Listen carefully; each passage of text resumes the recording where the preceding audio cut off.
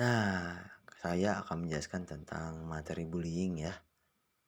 Jadi, pengertian bullying adalah segala bentuk penindasan ataupun sebuah kekerasan yang dilakukan secara sengaja ataupun lebih. Nah, lalu di materi jenis ini adanya jenis bullying, yang dimana bullying ini berupa tindakan mengancam, mempermalukan, ataupun mengganggu dan memberikan panggilan nama ataupun merendahkannya.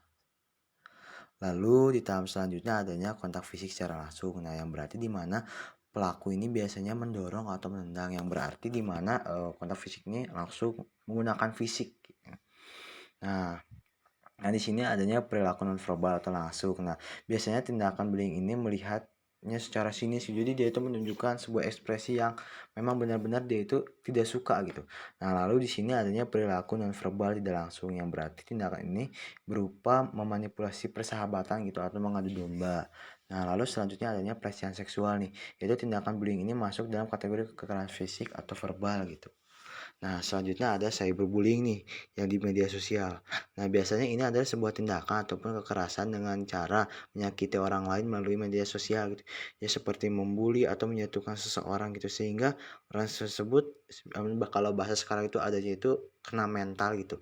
Dan biasanya perilaku kayak gini itu sebuah penyakit hati yang memang sulit gitu untuk bisa saya simpulkan bahwa perilaku bullying ini adalah sebuah perilaku yang dimana dia itu memiliki rasa, dengki ataupun, tidak suka pada seseorang, entah itu pencapaian ataupun, proses yang ia miliki. Sehingga ia cenderung menjelekkan orang lain gitu, baik itu secara verbal, nonverbal, ataupun secara medsos gitu, seperti tadi melalui media elektronik. Dan biasanya pelaku bullying itu tidak hanya berlaku pada lingkungan masyarakat, tetapi ini juga sering terjadi gitu, terutama anak-anak di sekolah gitu, mereka yang biasanya, bahagia tiba-tiba murung, ini kenapa? Apakah dia bermasalah dengan teman-temannya ataupun seperti apa gitu. Nah, perilaku ini juga adalah menjadi sebuah pelajaran gitu, terutama untuk para guru BK. Karena ini bagaimana kita bisa mengatasi permasalahan-permasalahan yang ada dalam sekolah gitu. Dan bahkan ini juga menjadi pengalaman saya pribadi ketika saya berada di dalam ruang lingkup sekolah dulu. Dan memang dampaknya itu sangat besar sekali ya.